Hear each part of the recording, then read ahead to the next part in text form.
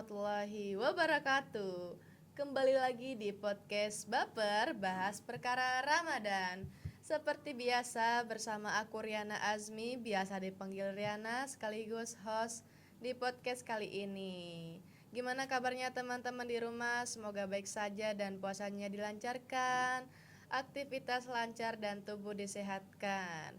Oke, seperti biasa, aku akan menemani ngabuburit kalian sambil menyiapkan takjil untuk berbuka puasa bersama teman atau keluarga.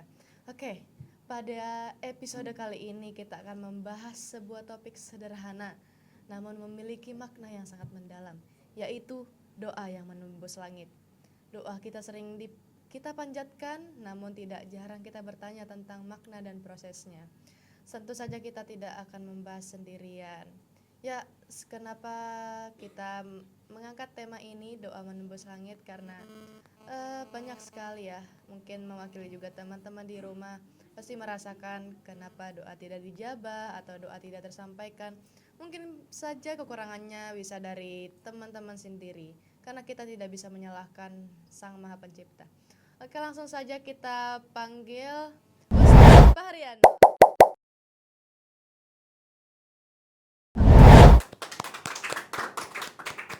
Silakan duduk Bapak. Oke, assalamualaikum warahmatullahi wabarakatuh Bapak. Waalaikumsalam warahmatullahi wabarakatuh. Gimana kabarnya nih Pak? Alhamdulillah sehat. Alhamdulillah. Oke, sebelumnya saya mengucapkan terima kasih banyak kepada Bapak Fahri yang sudah menyempatkan diri untuk berhadir di podcast Baper bahas perkara Ramadan. Ya, tentunya beliau juga sudah tahu tentang apa yang akan kita bahas hari ini. Boleh Bapak perkenalkan diri dulu kepada teman-teman Baper di rumah? Assalamualaikum teman-teman semua. Waalaikumsalam. Nama saya Fahri.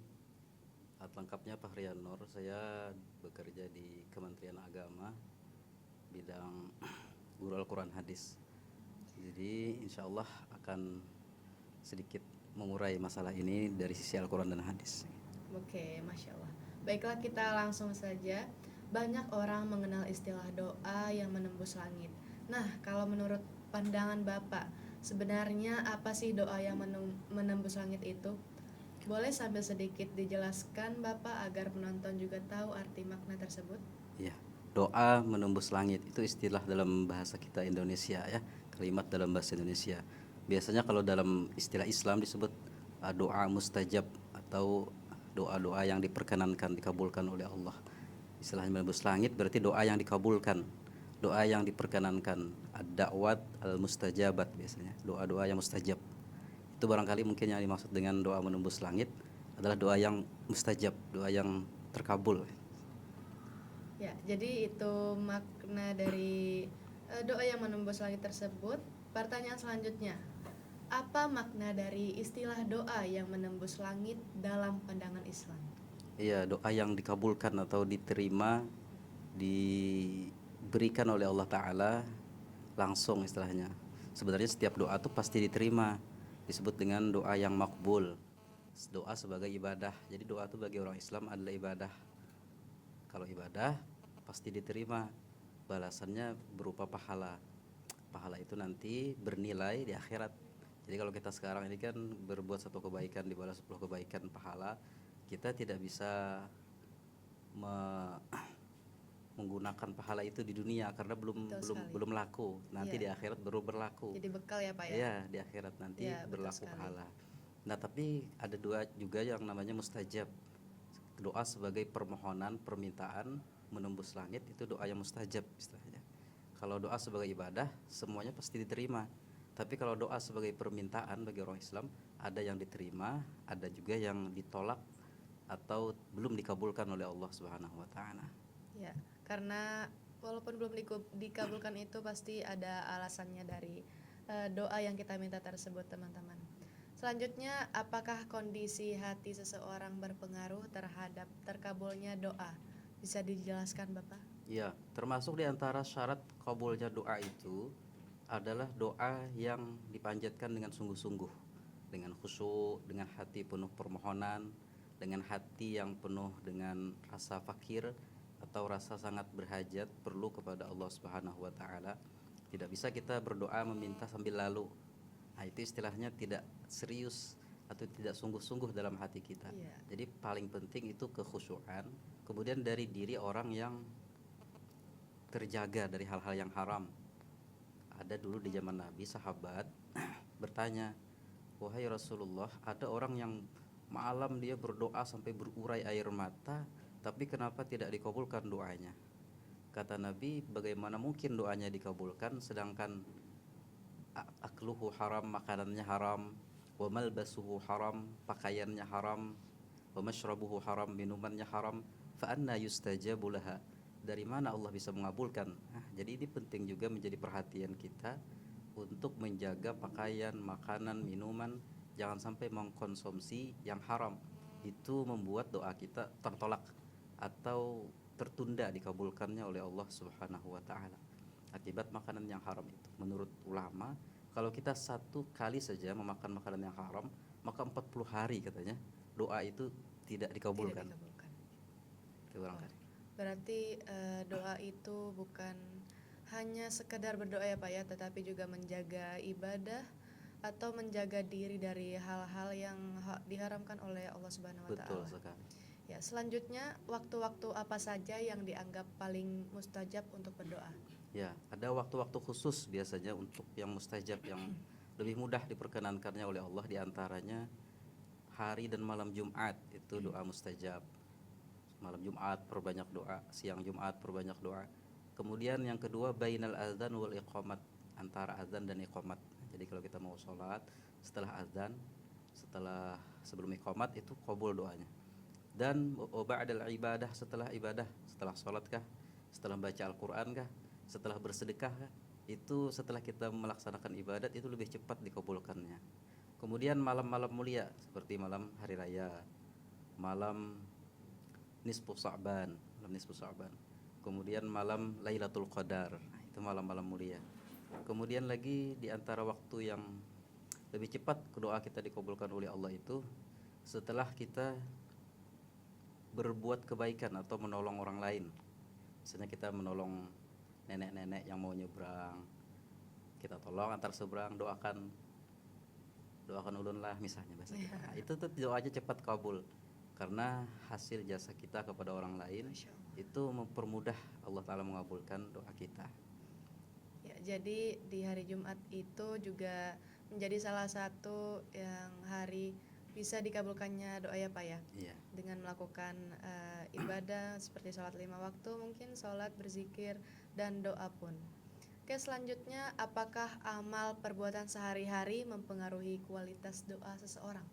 Ya, amal perbuatan kita sehari-hari itu sangat mempengaruhi kualitas doa kita. Seperti tadi kalau kita terbiasa atau ada di antara makanan kita atau hal-hal yang ada pada kita ini barang yang haram, itu sangat berpengaruh bagi doa kita. Sulit dikabulkannya oleh Allah karena kita menzalimi orang, mengambil hak orang. Sebenarnya haram itu ada dua, ada haram zatnya, haram bendanya, seperti khamar atau segala yang memabukkan, narkoba itu misalnya, itu makanan yang haram secara zatnya, atau daging babi misalnya. Nah, atau haram yang kedua aradi, cara mendapatkannya. Barang orang lain, ayam halal kan, tapi Dimaling. jadi maling, Dicuri. ayam orang diambil. Iya.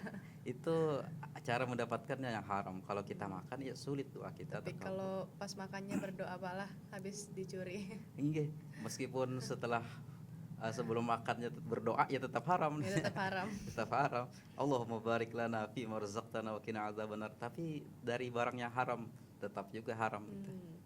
Jadi begitu teman-teman. Oke, selanjutnya bagaimana sikap yang benar ketika doa belum juga dikabulkan? Terus berdoa istiqomah dan terus memperbaiki doa kita kepada Allah. Karena bagi orang Islam doa itu bukan sekedar permintaan tapi ibadah. Bahkan kata Nabi ad-du'a'u mukhul ibadah. Doa itu otaknya ibadah. Bahkan salat sendiri artinya doa. As-salat secara bahasa artinya adalah ad-du'a, doa. Jadi doa itu sebenarnya ibadah, meskipun tidak dikabulkan oleh Allah, dia tetap menjadi ibadah. Seperti orang yang makan haram tadi, doanya belum diperkenankan, tapi bagi dia tetap bernilai ibadah. Ada pahalanya yang nanti dia petik di akhirat. Nah, jadi berdoa terus, yang istiqomah, yang rutin, yang sungguh-sungguh. Kemudian jangan jangan lalai dalam berdoa, harus senantiasa fokus, khusyuk dan merendahkan diri di hadapan Allah. Kemudian biasanya ada adab-adabnya dalam berdoa itu. Dilaksanakanlah adab-adabnya. Seperti sebelum berwudu itu ya, sebelum berdoa berwudu lah suci. Menutup aurat, jangan kelihatan lintuhut, kelihatan pusat atau lagi. Berdoa tuh bagus dengan yang adab-adabnya. Kemudian sebelum berdoa itu bagusnya baca bismillah, alhamdulillah, sholawat. Lebih bagus lagi berdoa itu ketika puasa. Ini kan mau Ramadan. Bahkan kata Nabi, di antara doa yang paling cepat dikabulkan itu sebelum berbuka puasa. Kalau kita ngabuburit biasa. Ya, Sebenarnya yang ngabuburit. dianjurkan untuk diperbanyak itu berdoa sebelum buka puasa itu. Karena kita sedang ibadah, sedang lapar, nafsu kita sedang kita bisa kendalikan gitu kan. Betul sekali. Pas saat itu kita berdoa, itu lebih cepat mustajabnya, lebih cepat dikabulkan oleh Allah. Wah, jadi menurut Ustadz nih, pandangan Ustadz, bagaimana seseorang jika sedang berdoa terus beristiqomah, tapi pada akhirnya doa itu tetap tidak terkabulkan dan seseorang itu putus asa dan mungkin ya Ustadz tidak akan percaya adanya Tuhan. Bagaimana tuh Ustadz?